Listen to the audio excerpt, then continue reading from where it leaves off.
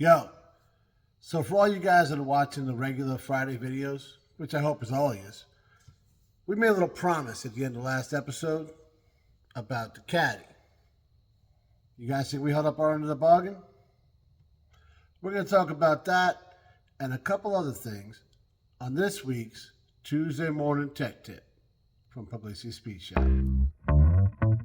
All right, guys, the official answer is kinda. We continue to work on it, but if any of you guys know how the caddy works, she ain't done. You know how they always say those projects, like you're working on cars and people are like, oh, when is it going to be done? And then the guy that's been doing it forever always says, they're never done. He must have had a frickin' El Dorado, I swear to God, because it's never done. Now, I'll flip you around and show you what we have done, and we'll go through a couple things because it's not our fault, right? The kid was down here working on stuff. He left me a pass down. Look at how official this is. It's nice. He wrote it on we don't even have Cheez-Its. I don't know. He stole an empty box and gave us a whole pass down and he claims, I'll read it to you. Clean VATS chip on ignition key of 98 Cadillac Eldorado. Ensure card would crank and start. That's what it says. And then he left the keys over there. Then he had work carried over. It was figure out why it's a little hard to start. But we're getting nothing because that VATS thing, the very early, that's not what it stands for. It's not like an acronym. Well, it is. Very annoying, terrible alarm system. Maybe that's what, I don't know what it stands for. Somebody knows. I'll tell you what, if you know what it stands for without Googling and you comment it, we'll send you a sticker. I'm getting a little flack for not having sticker giveaways, so there's one, all right? So you see she's nice and shiny. The wind is not so much. Don't pay attention to that, all right? But the only way you'd know how good looking this caddy is you'd have to come here to see it because she's not running. The brakes are awesome. So we fixed one thing, or two, because the paint's looking really good. Well, from here up. And, we might have broke a couple things in the process. Me and the kid kind of alluded to that in the video. We didn't actually break anything. Things just quit working from sitting or just, I'm not going to bash on a North Star, right? Well, I've already gotten beat up enough for that. For now, I'll do it later. But I'll show you what we're dealing with. Watch, it'll probably work perfect now. All right, first, we'll show you the good. Look at the hood, right? Oxidation's all knocked out of there. I said there's one little corner. It's a little, but we're going to leave that alone because there's not a whole lot of paint left. And here's some of the bad. We found that out right here. Super thin, guys. And you can see the rest of this did not come out well either. But that's because there's no paint there. And it's plastic. Roof's looking beautiful. Little sail panel here. The trunk. And that's basically the same on the other side. We haven't done the sides yet. We're going to get there. All right. But you see she's looking nice. This is a replacement mirror. That's why she's looking good. But, I mean, come on, right? So that's the good, a little bit of the bad with that mirror, but it still looks better than it did, so I'm not concerned. Well, so that's that. That's what we've been working on. Well, what I was working on. Andrew was working on cleaning this little chip and everything on here because this thing don't like to work. So, a couple things. The interior lights quit coming on when you open the door, so there's that. And then, let's see if it works now. I'm gonna start this thing, right? Nothing. You see this? Watch this. Starting disabled. Remove key. Wait 3 minutes. And then it counts down. I'm not going to make you watch, but it counts down for 3 minutes. All right, guys. We're almost there. 1 minute to go. Start car. Ready? See if it works. I'm trying.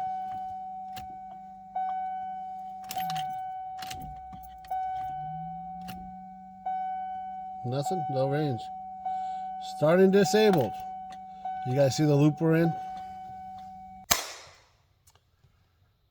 Alright guys, this video has already been all over the place. That's nothing new. We're going to try to wrangle it in, but I don't think it's going to happen. Alright? Cards on the table.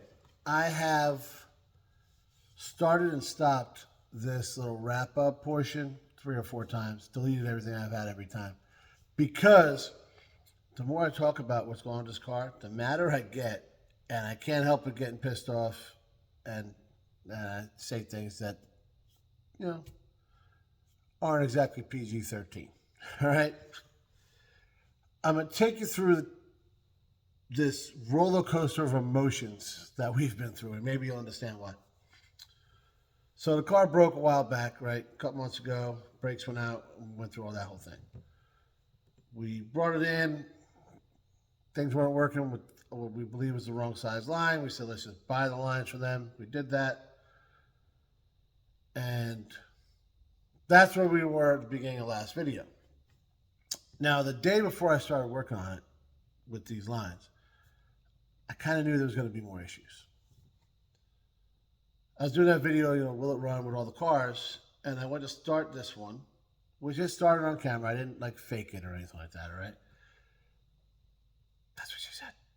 But I opened a door and the interior light didn't come on. It's happened before with this car. The you know, most cars, there's a little button, you know, in the door jamb. That's what operates the dome light. This one, it's like up in the latch, because that's what Cadillac does, like, you know, with the starter under the intake. And alternator, you can't get out. All these, there's a trend, is what I'm saying. Okay? So they got this different technology that they thought was going to be better. I found this out afterwards because I was looking everywhere for it, much like when the starter went out and the kid was looking for it. So, and this has happened before. You close the door and it kind of jiggled it and it would come on. And then you're good. Well, that didn't happen. I tried that. So I said, whatever, forget it. I get in and I go to start it. Now, when it's dark out, it's all automatic lights, right? So you turn the key and all lights come on. Headlights, taillights, all that stuff, you know, dash, the whole shooting match. Well, none of the cluster, like the lights that illuminate the gauges, none of those came on. I was like, well, that's weird. And I was like, this could be related. It could be like maybe the switch. I don't know. But, you know, you rotate the switch and you can turn the dome line on that way. The dash lights never come on though. So maybe there's a sensor in there. Maybe, I don't know. We'll see. Maybe we'll figure it out. Maybe we won't. I don't know. So I see that, then I go to start it, and it started fine. Now, before that, there was some hard starts, and we had them on camera, actually. But I was like, it's like in the back of my head, this is weird, right? So, the next day, I come out to start it. Oh, gosh, we got nothing. It won't start. It just cranks forever. It's killing the battery. So I get the charger on it. It was the whole thing. You saw me get pissed off. Then after we charged the battery, it finally started, but it was like cranking for a minute, like, you know, maybe a full minute, but cranking for a little while before it finally catches. And I'm like, man, what the hell? And then you give it a little gas, smooth, it runs great. So I'm thinking maybe the fuel pump's getting weak, right? Because I hear it kicking on there, so it's working, and obviously the car starts eventually. So I was like, okay, well, we'll get in the shop, worry about it. So we get in the shop. We do the brakes with a brake line, and that turns into a pain in the ass, which I might have inflicted it. We talked about that. But we get it done, and the kid said it's the best the pedal's ever been in this car. We can't 100% op check it because, right? But that's good. I think we got that licked. So, feeling pretty good. Okay. And we joked in the video about not worrying about it, not wanting to start right and the light not working. So then I said, well, we'll still work on that, right? But I wanted to wax it because it needed it terrible. You guys saw that. I did the before and after videos and pictures, and you saw you get it, right? My mind, I'm thinking, you guys know there's a love-hate relationship with me in this car. And I'm like, all right, it's a beautiful car. I do love the way it looks. There's no question. So I was like, well, if I make it look nice, maybe I'll be more motivated to work on it. I mean, I'll reference Dan again on DD Speed Shop. He does it all the time. He puts stuff together on a car that he knows he's about to pull right back off, but in his mind, it gets him motivated. It looks like a car again. He says all the time. He gets after it. So I was like, you know what? And I get it because I'm not motivated to work on this thing. So I was like, well, let me do that. And I'm buffing it out. It's coming out beautiful. I'm like, this is great. Okay, yeah, I'm good. So let me go ahead and jump on this thing and see if I can figure it out. Probably got to get like a pressure gauge or whatever to see what's coming on with all that. I turn the key, disable starting. So that's just the latest of all the things that kind of keep compounding, right? I hit the kid up. I'm like, yo, did you see this before? He's like, actually, I have. He was up at school. It happened to him. He Googled it, and he fixed it because he read how to fix it, right? He took, some alcohol, and he cleaned the key up, and it worked fine. Hasn't had a problem. It's been years. Okay. So he's like, I'll do it when I get home. So he did, and it started a couple times for him.